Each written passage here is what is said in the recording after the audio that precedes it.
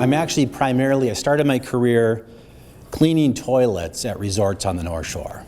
And we'll come back around to that. A little closer? All right. So I started my career cleaning toilets on the North Shore at Bluefin Bay Resort and at the Village Inn, if you remember that, it's now Caribou Highlands up at the ski hill.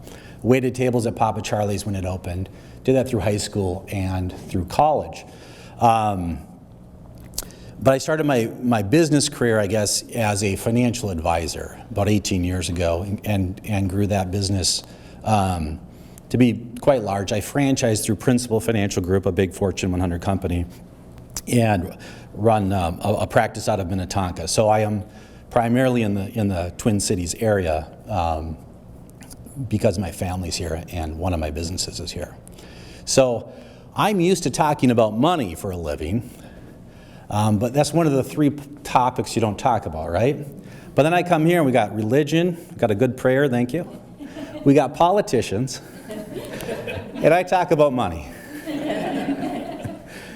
So, it's fair game today, folks. So if we weren't recording, we could get really honest, right? We could get really honest, so. Just a quick survey. I think the topic is good, and I'll just share my story. How much time do I have, by the way? 20 minutes? I'm going to set a quick alarm as we go here. I want to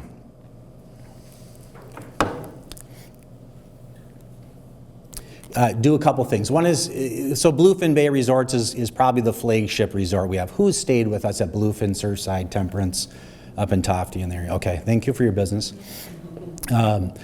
Please come back. Yeah. I thought, hey, if the flagship Bluefin Bay gets me not just a police escort, but a fire escort at my table, this is the kind of group I want to hang out with. But the fact that nobody knew who I was when I walked in here, it's important to stay humble.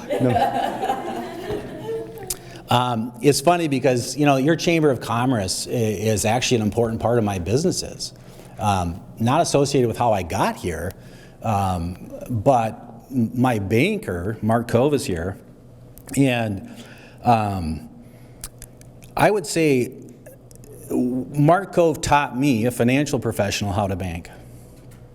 At Platinum Bank and then now at First Resource, I still bank with both banks. He taught me kind of how it needs to work, because I think when you're growing a business, you don't understand, banking's one of the mysteries. And Mark has also introduced me probably to 10 of the best vendors I've ever worked with, developers. Just you lay it out. Mark has, if you want a list of reliable people, he's got them in his Rolodex. Now with staffing shortages these days, don't share them until next year, Mark. Then just make sure my projects are complete. So I think that says a lot, but I will just say this, Mark, I don't know if I've ever told you this, but if I get emotional, I apologize. I always get uncomfortable in speeches I'm past it. There we go. I wouldn't own Bluefin Bay without Mark Cove. I worked there cleaning toilets as a kid. We bought it at the early COVID deal. The deal was right on the edge the whole time, and you can imagine what was happening to the hotel business as a whole, and Mark pulled it off. That's the kind of banker he is. I've had other people, business lawyers and real estate, they've said Mark Cove is the best banker they've ever met. So a real gem in your mix. It's like I'm paying you, I don't know. I What? was just going to ask how much. What did that cost you, What? Bo? Not a nickel. But he's out of money because I got it all. You got it all. So anyway, I know that, but Mark, among your friends, I wanted to say that because it's a very important part of what I've done, where I am every day. Let's give him a round of applause. And growing up on the North Shore, we didn't have enough banks. We still don't. And I'll tell you this.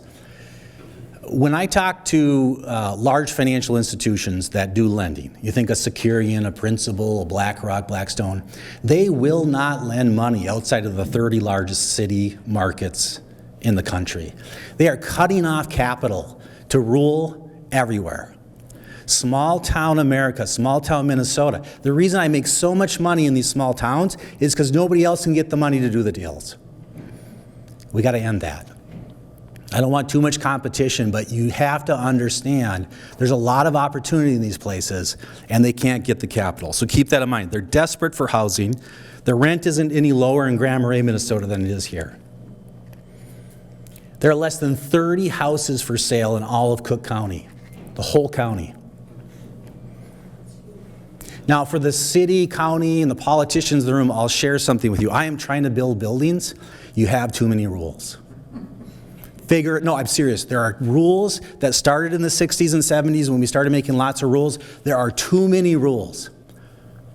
I've been working for a year and a half on a building. The county and the town board are begging me to build it. It's going to cost me $300,000 an apartment to build it. The rents don't justify it. We might still build it. We will build it if we can. And I just got a letter that says, well, something about the sewer system. You know, something that we should have known a year and a half ago. But the fact is, we should get that permit with the assumption, a safe harbor, that your sewer system has to comply when you build it, because it does, right? It does. Don't slow down the process a year and a half. I'm not saying it to you. I am saying this is a real problem everywhere. Everybody says it. Everybody goes, yeah. We have too many small rules. I wade through hundreds and hundreds of pages of ordinances in every city and county we want to build in. And they're all different. They could, anyway, I'll stop there, but I'm letting you know that because that's a big deal for all your people in this room, all your stakeholders. And right now with labor issues, we don't have enough people in the government and in private sector to do the work. So we have all these rules that the civil servants can't even get through, and it's holding people back. There's my. Does anybody here disagree? Does anyone say no? We don't have enough. And seriously, right? Yeah. So it's unbelievable, and they change. They change block to block sometimes if you switch to the next city. So just be mindful of that. When you make a rule, it affects a lot of people. I'm not talking about crime, right? I'm talking about rules. All right. I suppose you thought I was going to wear a suit today. I didn't. I'm way overdue for a haircut. That's just kind of how I'm rolling right now. I wore a suit for 17 years, and I have some really nice suits, and I almost put it on, and then I checked the temperature. And in Minnesota, if you set a meeting in August and someone cancels because someone's on vacation, we have a rule of thumb. They cancel the meetings and they say, oh, I forgot it was August. I forgot it was going to be 20 below today. So I didn't put the suit on. I think talking about yourself's a little bit uncomfortable. I could fill, a conversation, but I'm going to talk about, we all have labor things and issues, right? Labor issues right now. And I talked about the third rail issues. I'm going to talk about another one. So at Bluefin Bay, we have about 45 visa workers that come in the summer. This summer wasn't too bad. The year before, they couldn't get to their embassies. They couldn't come and work for us. We need a bipartisan. Both national political parties have their opinions on immigration. In this day and age, and we got to get the federal Congress out of it, meaning they don't have to vote on, or the administration. We need a system. I'm not going to tell you how to do it, but we need an immigration system where you know who's here. We let a lot more people in when there's 3.5% unemployment, and there's an index that the Congress doesn't vote on. They vote on setting the index, but the index updates monthly. So if unemployment spikes, that cuts off. If unemployment's 3%, you can get the people you need to work. Everywhere I go in rural Minnesota, they are grossly understaffed. And we thought that maybe it was people on unemployment not going back to work. That's part of it, but a lot of that ended. The baby boomers retired. They don't want to go back to work. COVID, people readjusted their lifestyle. A lot of people went back to a single income family, and they're liking it. There's a lot of reasons, but that's a big national issue that individually you have to come up with a solution on. And Congress can't get in it because you know what happens when Congress, they'll have to pass it, but after that you have to give them permission to stay out of it. So think about that. It's a real problem. Our economy needs to grow. We need growth of population. And people that have wealth don't end up having as many kids. Just how it works, right? Again, if you disagree, I am happy with the exchange of ideas. If you disagree, let me know. So let's rewind the clock to kind of back to your agenda. I was recently in the newspapers. It eventually hit the Star Tribune. And it was 50% wrong. 50% of the story. Not necessarily they quoted 5 facts. Not necessarily someone said, but the way they pieced it together, it was wrong. And the Star Tribune did the best job. The Duluth paper, it was just, we have a real problem with what's called news today. A real problem. The way we're consuming news, it must be us as consumers. I can't think of any other reason. We want someone to pop someone on the screen and yell the part we've already heard for 1 minute and then pop the next head in. Right? The newspapers, it's any journalist here today? Sorry. Okay. It's so lazy. They just want 3 quick quotes, they jam it together and throw it out like a tweet. It's not a news story, an article, there's nothing to it. Because when you're in it, who here's been in a news story? Politicians? What % of every story about you is wrong? Yet when you read news, when I read news about me or something I know about, when I read news about anything else, why would I believe that more than half of it's right? And how the heck am I ever going to figure out which half is right?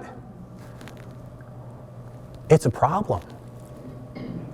I'm not going to fix it, but it's a problem. So we have to guard ourselves about that. So I threw that thing in there. I don't have a Twitter account. I probably do. You sign up for Facebook, they probably signed you up for Twitter or something.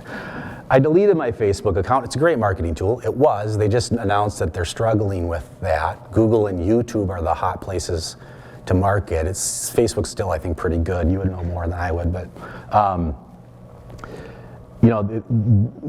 I noticed, I deleted my Facebook account about a year ago. So I didn't have Twitter, I deleted Facebook. I had to bring it back in so I could watch some business accounts. I have 5 personal friends on Facebook.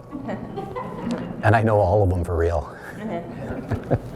I used to have 1,000, they disappeared. I always liked the birthday feature on Facebook. That was fun. Both ways, right? That was fun. And I'm not knocking it. It's a wonderful marketing tool. It's good. These things aren't bad in themselves. I'm just sharing that because we were in the news and they mentioned Bluefin Bay. Just because Joe Swanson owns Bluefin Bay and I guess that makes it interesting. We had nothing to do with it. What they were trying to do, it's weird. I look at resort investments, RV parks, marinas, that kind of investment all the time. So my name was mentioned as someone that looked at a project, which I did, and it said we were interested, which we were. That was the end of the story. It didn't go any further than that. And that happens a lot.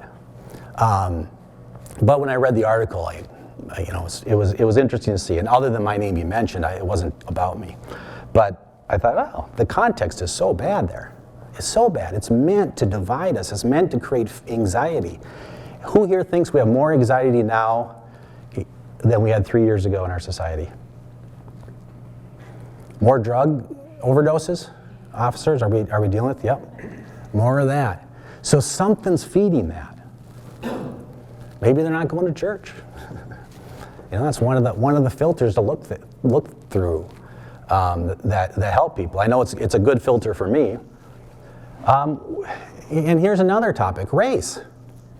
Why is everything about race? Has anyone else noticed that? Why is that the first filter? Why isn't the first filter something else? And I'll share a story with you that has directly to do with one of my resorts. There's a TripAdvisor, the review said, amazing place. Paragraph of how amazing the resort was. Oh, but we have to address the fact that these people are racist. What? We went into a restaurant and a white lady took our money and there were a lot of people that weren't white working in the restaurant. These people won't let people that aren't white touch money. What? They get to say that on Google, TripAdvisor, Yelp. They get to say that. And there's no defense. Now, what they don't know is the general manager of that restaurant is Jamaican. 80% of the employees there are his buddies that come up from Jamaica. Men and women come up from Jamaica to work for him. So the filter, I'm not mad at the person that does that. Their filter's weird. They're starting there. And again, they're wrong. Because if you believe like I believe that every human is equal, every human, I get that from my faith. You might get that from somewhere else. But it's a weird place to be and it makes conversations uncomfortable. 60% of my managers have a status. The state of Minnesota has this report, have some sort of status. So seeing that review, I know it's wrong. I happen to know, I don't check that manager number. I happen to know because we had a report to the state for something. And I thought, okay, that's the number. They're all great people. I'm happy to have every person on the team. But be careful of your filter, because the political filter, whatever the filter, be careful. So five topics that we shouldn't talk about, right? No, I don't think you would. I think you understand. I'm joking about that. I think we should be talking about it and understanding it. So, bottom line is I did the financial business. I went back and bought the resort I cleaned toilets at when I was a kid. I grew up in a mining town, Silver Bay. The mine shut down. You couldn't buy a job. My parents built the house with their own 2 hands, and they didn't have any debt on it. And that's the reason we were able to stay in that town and live in that town. We were poor. I don't like the word poor. I had 2 parents. They loved us, and we had food and shelter. So I wasn't poor. We just didn't have money. Not poor. But that's a chip on my shoulder. If you want to know what the chip on my shoulder, I think it is growing up in a mining town. And for some reason, people didn't like my dad. My dad is crazy and smart and crazy smart. And he was an ideas person. Who in this room is an ideas person? You like ideas. Who in here is more of an ops person, and ideas make you nervous, but you're more willing to execute, right? So we understand, hey, there's ops and ideas. He was an ideas person with an engineer mind that grew up on a farm that could fix anything just good enough to run with no money. Duct tape. Didn't work, yeah, duct tape. We'd rebuild alternators. There's a spring in the alternator, apparently that's about $1, and you can rebuild your alternator, just so you know, if you ever, maybe not in the new cars. So that's my chip on the shoulder. If you say, hey, what's the chip on the shoulder? I think you see people that have a chip on their shoulder. Whatever it was, and I think that's why you see, I worry about my kids because I don't know if they're gonna have a chip on their shoulder. They have everything they need. We haven't had a huge financial hardship that they can think of. I started my businesses from scratch. My wife remembers those hardships, but the kids don't. So, that's what I worry about. What do you do for your family there? I don't think they're gonna have the chip on the shoulder. I don't know if that's necessarily good or bad, but I guess I have to try to figure out how to have some sort of incentive there.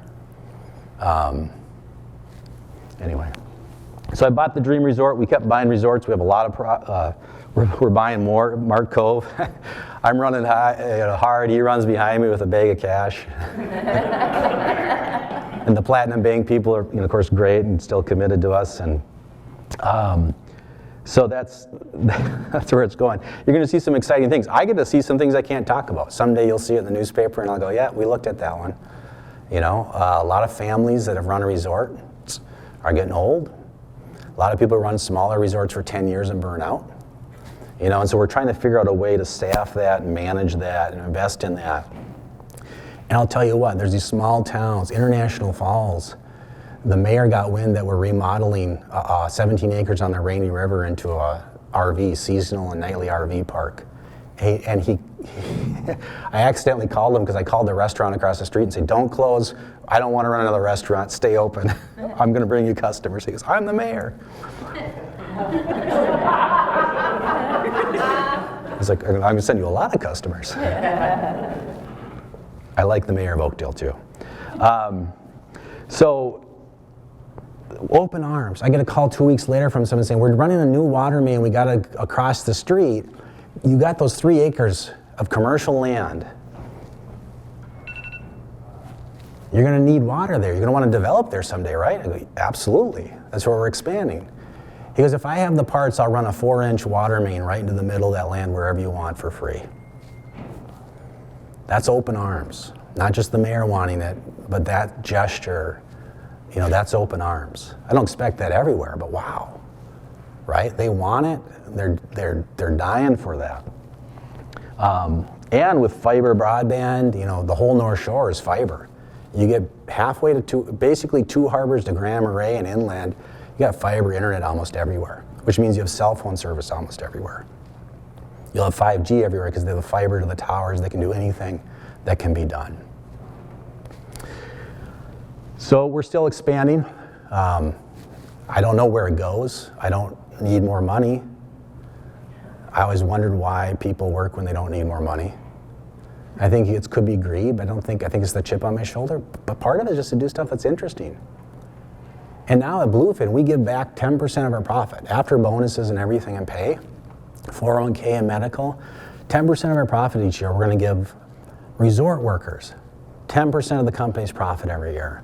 In a plan that just says, if you're here in 3 years, here's a check. That's the deal. You worked here this year. If you're here in 3 years, here's your check. You earned half of it by being here the year we made money. You earned the other half by being here in 3 years. Something they've never heard of. Executives hear of those things, right? But something are resort workers. So I think we're going to be the place that people want to work, by sharing that back. And I think our vision, my business partner's vision, is to start making ESOP, where we officially give just more and more stock. We still want to be able to manage the business. We've got to be in control of that. We're still growing, so there's the reasons we need to do that. So there's a little bit of my story. I don't know if anyone has questions. I could fill an hour if I wanted to, if I had to. 3 minutes for questions? Okay, so we have 3 minutes for questions. That's probably 3 or 4 questions. Anyone have a question? Should we talk a little bit more about how great Mark Cove is? No. I got a question, Joe. Yes, Mark. Talk about, obviously COVID, you hear about hotels really struggling during COVID. You hear about people that have recreational type businesses that didn't always do so well. So if you had to characterize Bluefin Bay's performance or results during the years of COVID, how would you do that? And we didn't give up. We stepped on the gas. We didn't give up. We watched it every week. And I think, I haven't seen the year-end numbers, but we're probably up 80% from the profitability we thought we would be at when we bought. So people are coming. Everyone's getting big raises. People are coming. We got open jobs, yep. They're coming. People are, the anxiety thing. You get on an airplane, you fly to Maine, you're there for 3 days, you fly back. That's 2 days of travel, right? So maybe a 3-hour drive isn't such a bad deal, right? 4 hours, 5 hours, you're gonna spend 3 hours in the airport. And as cars get safer and better and, self-driving or assisted lane, assisted cruise, those kinds of things, it's gonna get easier, yeah. So it's getting better. We're gonna continue to invest and continue to grow. And there's way more demand than there is supply. I hope that continues, I don't know. We're all in that business where we just hope there's always as many customers as we can handle. It's leveled off, I would say now, to where it was to last year, but last year was just record blowing years. Go ahead. 2 questions. One is, do you have the ability to have a shuttle from Silver Bay Marina to Bluefin? We don't have a shuttle there. Yeah, I have a lot of ideas. One would be to run a bus service kind of from Duluth to the ski hill, something kind of like that ran a couple times a day, so where you could catch that kind of bus. But we don't have that today. And you, at any time, I know you're on the North Shore. Do you look to expand anywhere else in Minnesota, hopefully? Yeah, if Mark Cove comes through, we will be the largest fishing resort. He'll come through. The largest fishing and ice fishing resort in the state. And Mark, that's all on your shoulders. Yeah. The problem Mark has is the banks that own the places we're buying don't want to lose the business. What a weird time. Go ahead.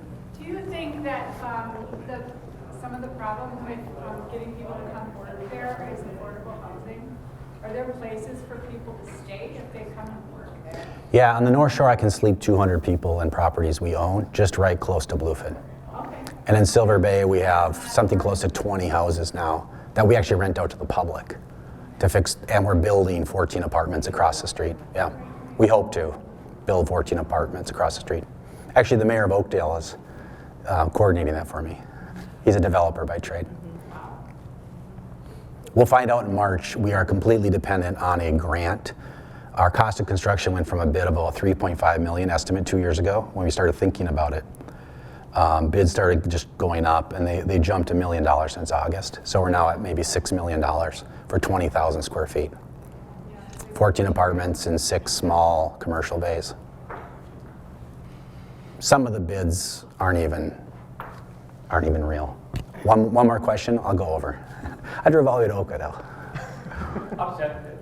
Again, I know you obviously, but between running a principal financial 401k firm, one of the largest in the country, and resorts, what would be the advice you'd give business owners that you use in both? Because running resorts and being a financial planner would be thought of as totally two different disciplines. But what's one common piece of advice that everybody in this room could use from you? I think you've probably heard of working in a business and working on a business. You know, in it is being a technical person or a manager of the business, and working on is maybe board level, shareholder level. I've had to learn. I've never had a problem delegating because there's so much work I hate to do. I just, And you're like, how do you get to delegate that? I'm like, shucks, I guess I just can let things go. But I just don't like to do that. And that's, how you start in small business. So I have just had to spend more time being comfortable working on the ideas and then handing off those ideas. So bottom line, hire good people that are good at everything. You're not, and then eventually you have to hire people that are better at what you do than you are. And it's surprising they're willing to work for you. I've got people that are better financial advisors than me. I've got people that are better general managers of resorts, et cetera. So I guess that's probably universal advice. I think I went from thinking the people that worked for me had to all not quite be as good as me. Maybe there's a pride thing or something there. I don't know what that was, but good question. Thanks, Dan.